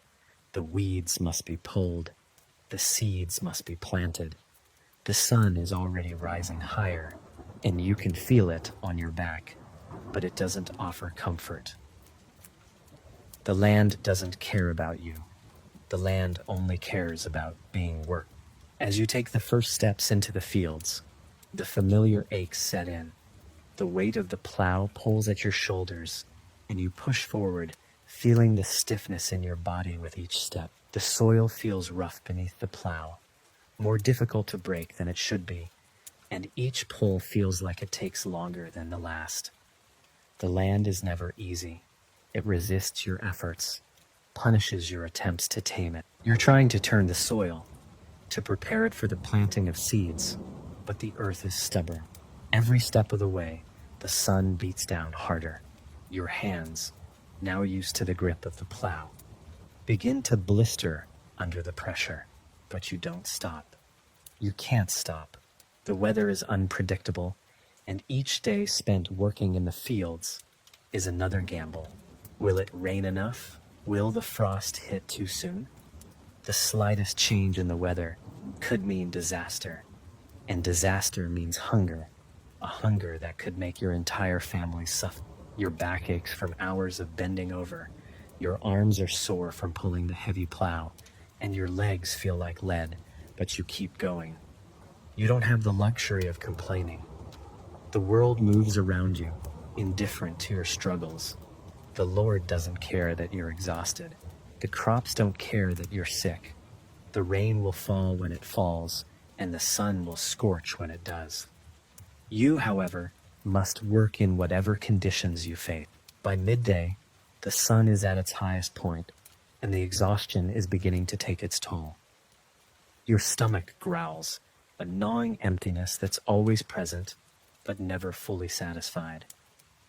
You eat quickly, bread, maybe cheese, but nothing more substantial than what you've always had. There's no joy in eating. It's simply fuel for the next task. There's no sitting down and enjoying a meal. Every bite feels rushed. You finish eating, and the work continues. The heat is unbearable now. Your skin's slick with sweat, but there's still so much left to do. Weeds are already beginning to creep in, and the ground is drying out, cracked and stubborn. If the rains don't come soon, your crops might not make it. The soil doesn't care how much you've worked, how much you've suffered. The crops must be tended to, whether the land is cooperating or not. The weeds are relentless. No matter how hard you work, they seem to keep growing. You bend down, pulling at them one by one, but they grow faster than you can clear them. Each pull feels like it's one more obstacle that stands between you and a successful harvest. One more weight on your tired shoulders. Your hands, already raw, tear at the stubborn weeds. You're bleeding now, but there's no time to stop. The work must be done, and no one will help you. As the sun begins to set, your body is barely functioning. Your hands tremble from exhaustion, your head is light from the heat, and you can't remember the last time you felt truly rested. But the animals still need to be secured for the night. The firewood still needs to be gathered, and the barn must be locked up. It's the same every day, an endless string of chores that never seems to stop. And each task, no matter how small, feels like it weighs you down even further. You can't stop. You can't rest. You know that tomorrow you'll wake up with the same aches, the same exhaustion, the same endless work ahead of you. The cycle never ends. It's a relentless loop of labor that drags you forward, whether you want to go or not. As the darkness of night falls, you finally settle into your straw bed, but there is no peace. Your body is sore from the day's labor, and the cold slowly creeps in from the cracks in the walls. Sleep, if it comes, will be brief and restless. Your mind races with worries about the coming season. Will the crops survive? Will your family have enough to eat through the winter? Will you ever get to rest? But even in your exhaustion, the thought of the work to come fills your mind. It never stops. You close your eyes, and tomorrow already feels like it's knocking at your door. The darkness of the night feels like it stretches endlessly, and when morning comes, it feels as though it has barely passed at all. The constant cycle of waking, working, and falling into bed, only to do it all over again, seems to blur the days together. You wake to the same aching body, the same familiar discomforts, and the same gnawing sense of urgency. The cycle never ends. Your body, battered from the labor of previous days, protests as you rise from your bed of straw. You rub your eyes, trying to shake off the weariness, but there's no time for rest. You must face another day of survival. The cold morning air greets you immediately, like an old adversary. You can't escape it, no matter how hard you try. The moment your feet touch the cold floor, your body feels the weight of another day on its shoulders. The cold bites through your clothes. But there's no time to complain. The animals need you first. The animals, your livelihood, are waiting for you, just as they do every morning. You step outside, pulling your threadbare cloak tighter around you as you head to the barn. It's still dark outside, the first traces of dawn just beginning to light up the horizon. The barnyard is a mess. Mud and muck everywhere from the previous day's weather, and the animals are hungry, demanding attention. They've been waiting all night for their food, and you have no choice but to provide it. They rely on you, and their survival is your responsibility. As you feed the chickens, goats, cows, and whatever else you have, you can feel your muscles straining. Each movement feels like a struggle. Your hands are numb from the cold, but you don't stop. You can't afford to. The animals must be fed. Their pens must be cleaned, and their health must be checked. The responsibility is immense. Each moment you spend caring for them is time you could have spent doing something else. Working the fields, gathering firewood, repairing tools.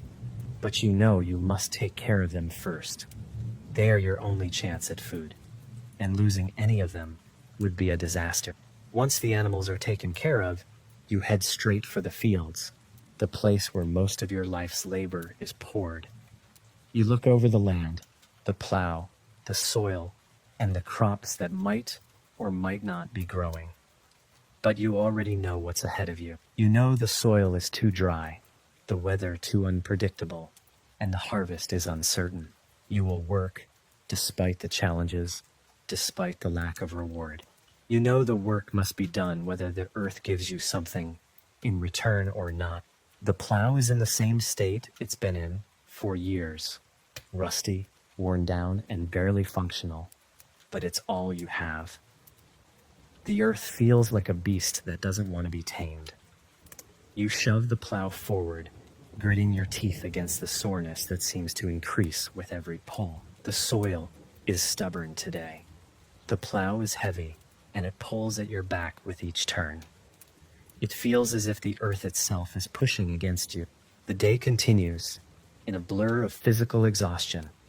You pull the plow, plant seeds where you can, pull weeds and tend to the crops, but it's always the same.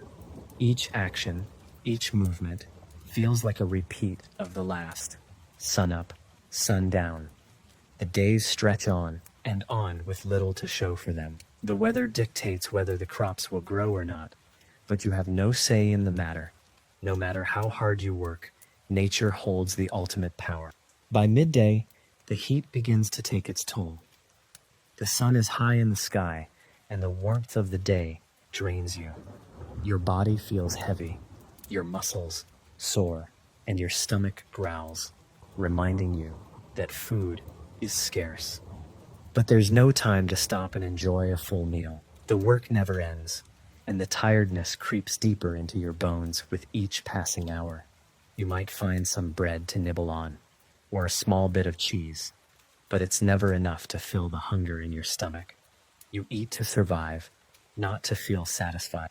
As you work, your hands are covered in dirt and calluses.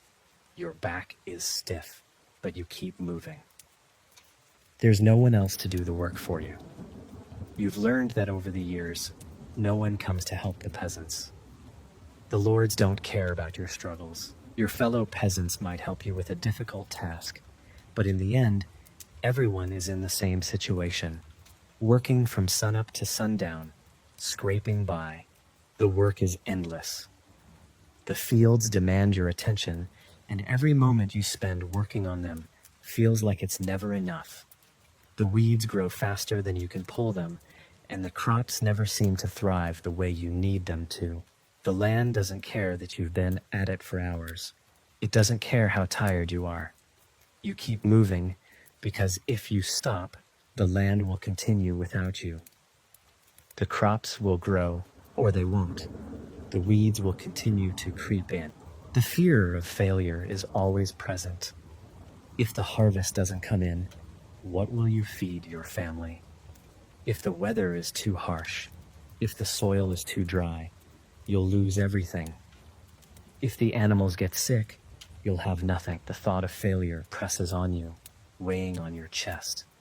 But there's no choice. You have to push through the fear. The land demands it. By the time evening rolls around, you're barely able to stand. Your legs feel like they've been dragging you through thick mud. Your hands are aching, and your back is stiff from hours of bending and plowing. But there's no time to rest. You still have to tend to the animals. You still have to secure the barn, gather firewood, and prepare for another day of the same work tomorrow. You can't remember the last time you felt truly rested. The days are long, and the work never ends. The cycle continues, one day bleeding into the next, with no relief in sight. As you settle into your bed of straw once again, your body aching and your mind racing with worries about tomorrow, you realize there is no escape. This is your life. The work never stops, and the cycle of survival keeps spinning, dragging you through it. The night stretches on in its usual quiet, but sleep never comes easy. The weariness from the day's toil lingers in every fiber of your being, but the bed of straw does little to ease the ache in your body. Every part of you feels as though it's been pushed to its limit, and yet the cycle continues. The earth will still need tending tomorrow. The animals will still need care. The Lord will still demand his taxes. The weight of these unrelenting duties presses on you even in your sleep. Rest in this world is a luxury few can afford. You wake to the sound of birdsong, but even that is an unwelcome interruption. The dawn creeps through the cracks in the walls, but instead of bringing a sense of peace, it serves only as a reminder that another day of toil is beginning. Your eyes flutter open, and the aches of your body pull you back into reality. You stretch, your back protesting, but there's no time to focus on the discomfort. Your family depends on you. The animals depend on you. The land depends on you. The cold still clings to the air as you step out of your bed, the chill biting into your skin like an uninvited guest. It stings, but you don't have the time to let it bother you. You have work to do. The animals must be fed first, and they won't wait for you to find warmth. The animals need food and care just as they did yesterday, just as they will tomorrow. You feed the chickens, milk the cows, and check the goats. The barn is cold, and the smell of manure is thick in the air, but it's a comforting familiarity. You've been here before. You've done this thousands of times. You know what to do, even if your body protests with every movement. Once the animals are taken care of, the next priority is the fields.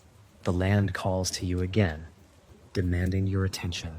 The plow waits for you just as it has every morning, heavy and unyielding. You know the soil is stubborn today.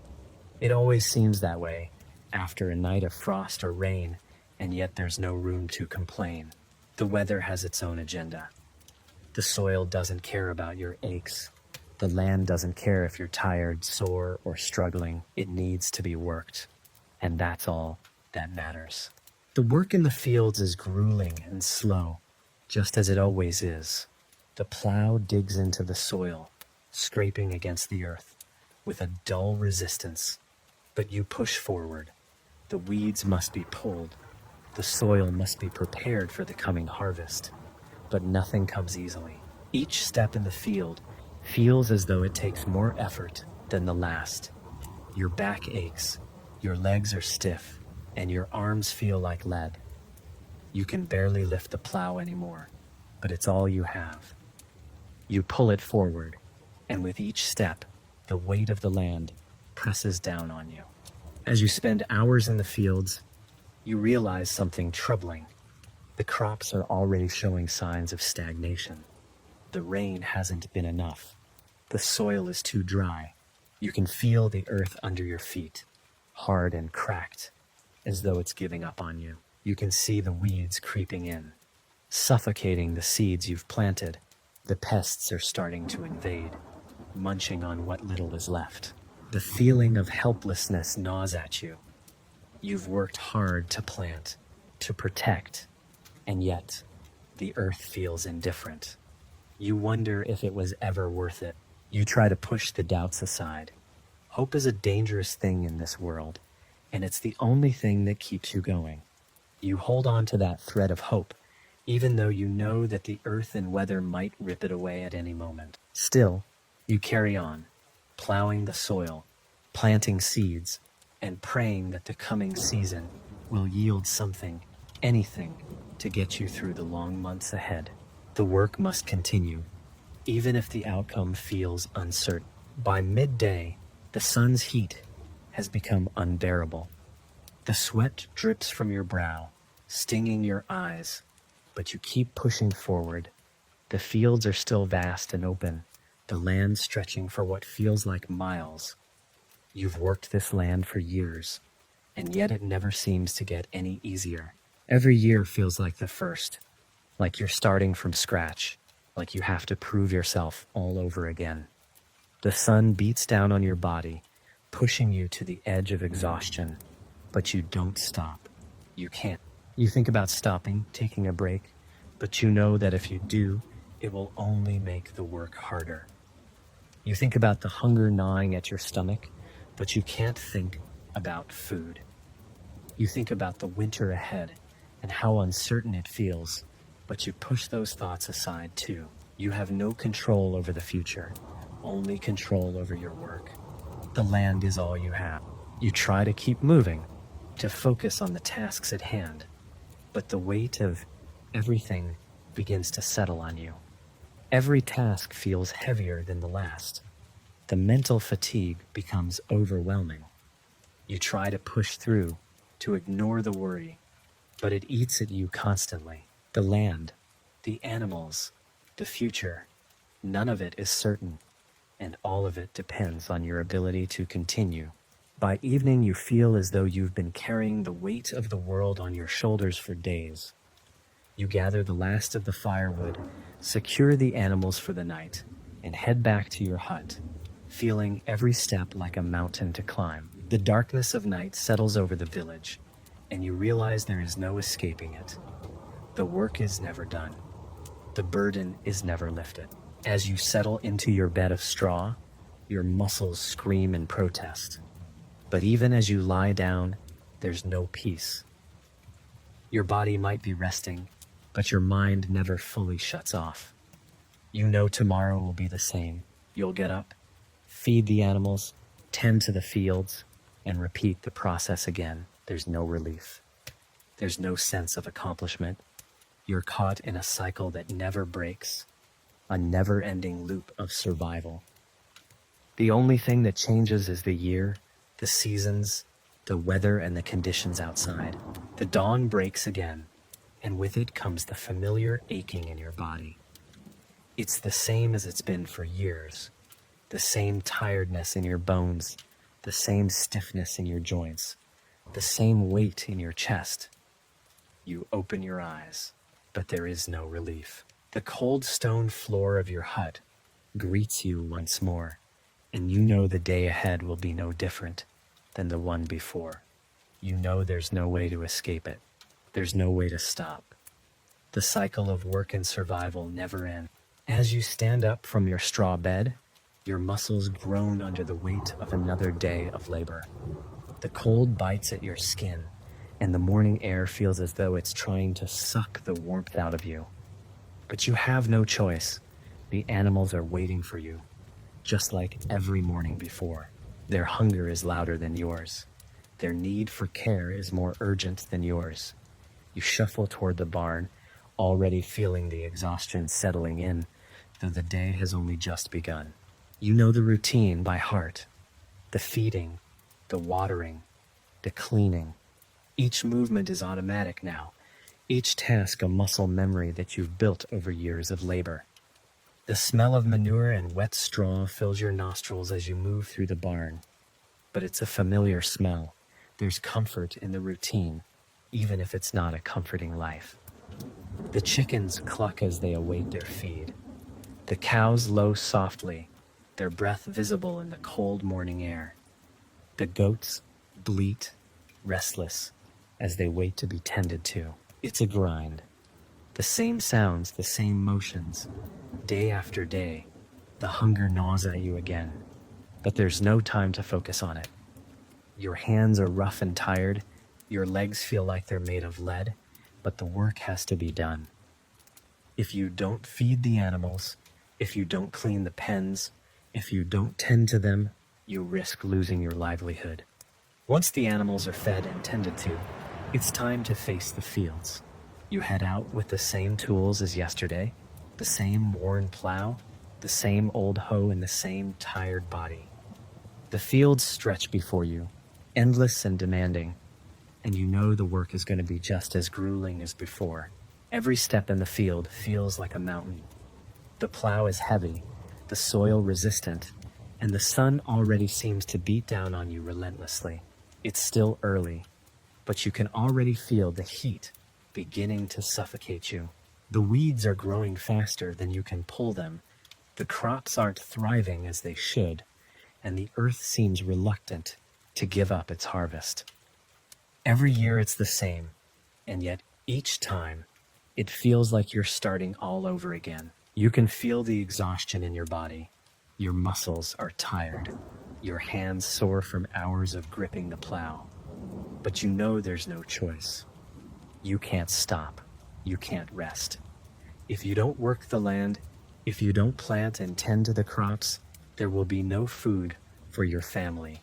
The hours stretch on, and your body feels like it's being torn apart by the endless labor.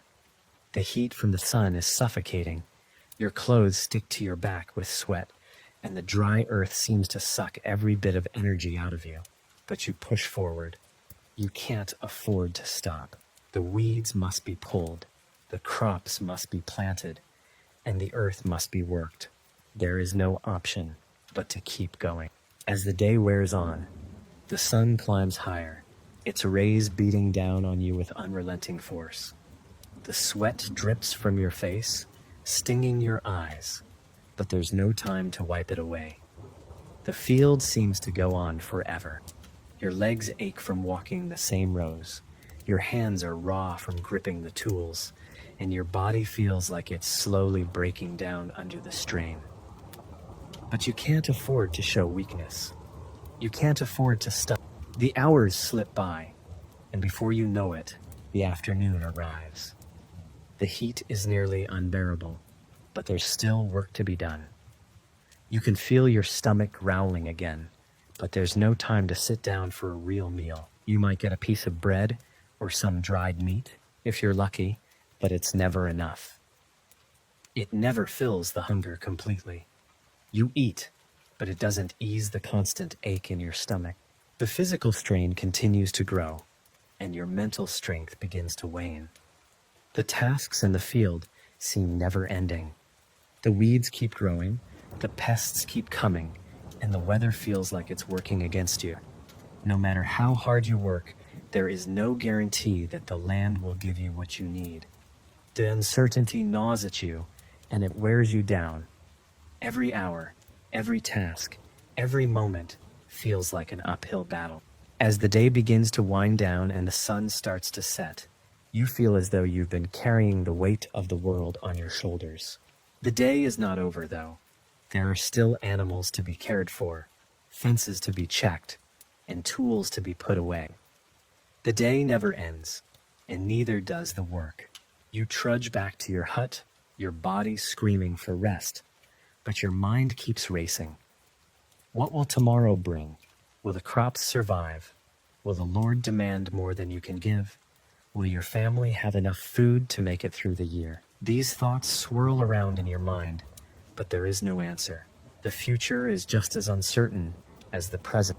When you finally settle into your bed at night, your body aching and your mind restless, you know that tomorrow will be more of the same. The same exhausting labor, the same endless cycle of work and survival. But in this life, there is no room for rest. There is only the land, the animals, and the unforgiving reality that never lets go. In the medieval world, Education for a peasant is almost non-existent. The concept of formal schooling is reserved for the children of nobles and clergy, those who have the wealth and leisure to afford such luxuries. For you, education is about survival and learning how to work the land, tend to the animals, and navigate the difficulties of your day-to-day life. Your literacy, if you can call it that, is likely limited to being able to recognize simple symbols, or perhaps make your mark on a document. Reading and writing are far beyond your reach.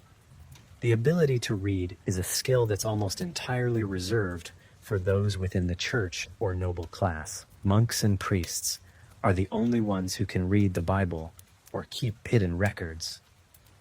If you as a peasant need to sign something, say a contract or a record of work, it's often with an X or a symbol. Literacy is simply not necessary for the life you live. Instead, you learn everything through experience. You watch your parents, your neighbors, and the older members of your village. The education you receive is practical and hands-on. You learn how to plant seeds, harvest crops, milk cows, and repair the fences and tools. Your knowledge comes from the work you do, passed down to you through the generations. There's no formal teacher, only the land, the animals, and the needs of the family. Religion is a different matter. The church is the one place where education does take place, but it's religious in nature. You may learn the prayers and basic Christian doctrines, though much of this knowledge comes through repetition, not deep understanding. The priest reads from the Bible, and you, the peasant, listen. Sometimes the priest may teach you how to say the prayers or offer advice on life, but that's where the depth of your education ends. The idea of mathematics is probably limited to counting heads in the family, measuring how much grain you have in your store, and perhaps understanding basic trade transactions at the market. Arithmetic, in the academic sense, is a luxury you don't have time to learn. If you need to know something about numbers, you learn it from experience, like how to keep track of goods, how many bushels of grain you've harvested, or how much to charge at the market for a piece of cloth or an animal. While the clergy might offer some form of education, it is primarily focused on preparing you to be a good Christian, an obedient, hard-working servant of God. Books are rare and expensive, so the majority of knowledge is oral, passed down through the generations. Folk wisdom, learned through trial and error, is more valuable to you than any textbook. In the medieval world, the concept of a social life is tied to the land and the community. As a peasant, your existence is centered around survival, work, and family. The social connections you have are shaped by your need for cooperation and mutual support. There's little room for leisure, but there's still a vital need for the bonds that hold the village together. Most of your interaction happens within the small community where you live. Village life is simple and structured, built on the necessity of working together for the good of everyone. A typical village consists of a few dozen peasants, all working the same land and subject to the same rules. Everyone knows each other's struggles, their joys and their hardships. Your life is intertwined with theirs because, in reality, you all depend on one another. You rarely leave the village, let alone travel far. The idea of travel is a distant one for you. If you do leave, it's often to visit another village or for something like a market day or a religious festival. Your social connections are local. You'll interact with the same handful of people day in and day out. Socializing doesn't come easily. Your days are consumed by back-breaking labor, tending animals, plowing fields, or fixing fences. But on rare occasions, when the harvest is over or a feast day arrives, there are moments where the community comes together. These are the moments where you can share a meal and perhaps even a laugh. But these moments are few and far between. The work of survival is always lurking. Religious gatherings are one of the few breaks in your otherwise isolated life. The church is where your social connections are most often found. The priest may not be the most accessible figure in your life, but he's central to the community. Most important events, from births to marriages to deaths, are marked by the presence of the priest. He may not offer much in the way of worldly knowledge, but he provides the spiritual foundation for everything that happens in your world.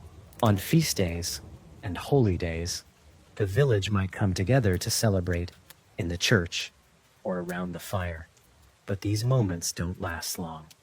There's too much to do, too many responsibilities to handle, and rest is a luxury. A social life, in the modern sense, doesn't really exist for you. But even amidst the grind of daily existence, your community can be a source of support. When disaster strikes, when a crop fails, or an animal falls sick, your neighbors will pitch in to help. The support isn't just for convenience. It's a necessity. Without each other, survival would be nearly impossible. Cooperation is the key to making it through. In the world of a medieval peasant, love is not something you find in the poetry of distant lands or in the pages of romantic tales. It's not a fairy tale that sweeps you off your feet, but a practical bond rooted in the reality of survival. For most peasants, love is a concept that exists not in grand gestures or long courtships, but in the shared labor and struggle of everyday life. It's tied to survival, duty, and necessity, far more than to affection or passion. By the time you reach the age of early adulthood, your marriage is often something that's arranged by your parents, or at the very least heavily influenced by the circumstances of your community and your family's needs. In many ways, love in medieval times, for peasants, is intertwined with the idea of practicality and security. There is little opportunity for a young peasant to choose their partner based on personal preference or romantic attraction. In fact, the majority of people marry because it is a necessity, not just for procreation, but for economic survival. The primary reason to marry is to ensure cooperation in work and to help maintain the family unit. Marriage is about ensuring that there is someone to help you with the demanding labor of farm life. A young couple may marry because they both have labor to offer, and together they can better survive the daily grind. With both parties working, there's more manpower to work the fields, care for the animals, and raise children. In a world where survival is never guaranteed, these practical aspects of marriage take precedence. Though passion and affection may grow over time, love is something that develops more slowly in these marriages, forged through the shared hardships and intimate collaboration required to survive. The bond that forms is one of deep respect and mutual reliance, rather than the passionate kind of love we imagine today. However, even in the absence of romantic love, many peasant marriages foster a different, often stronger form of connection, one built on shared hardship and enduring strength. Once the initial practical steps are taken, such as agreeing on a union, the next phase involves religious rituals. The local priest will marry you in a small church ceremony, which might include prayers and blessings, but there's little fanfare. The ceremony is a religious and legal matter, often just a formality to legitimize the union and ensure that the couple has God's blessing in their endeavors. The local priest may offer a few words of wisdom or advice, but the real bonding happens outside the walls of the church, in the fields, in the home, and in the shared work of everyday life. The dowry system is also an essential part of this process. The bride's family may provide a small sum of money, animals, or land to the groom's family. These arrangements, though seemingly transactional, also reflect the family's ability to contribute to the agricultural labor and survival of the household. The concept of romantic love is not so important as ensuring that both families are equally invested in the relationship for mutual benefit. In terms of intimacy, it is expected that once married, the couple will start having children relatively soon. Children are essential for the continuation of the family unit, and the more children you have, the more hands there are to help with the labor. However, these pregnancies and childbirths come with a great deal of risk, as the absence of modern medical care means that childbirth is dangerous, and many women did not survive the process. Still, the desire to have children was strong, especially in a time when your offspring could serve as the backbone of your labor force. In some instances, couples might try to delay marriage in the hopes of securing a bit of individual independence before they settle into the hard work of raising a family. However, the pressure from both your family and the community to marry early is undeniable. As a young peasant, your primary focus is survival, and that means settling down as soon as possible to ensure that your life is as stable as it can be, given the harshness of the world around you. The concept of affection, or even courtship as we know it today, is far from the norm.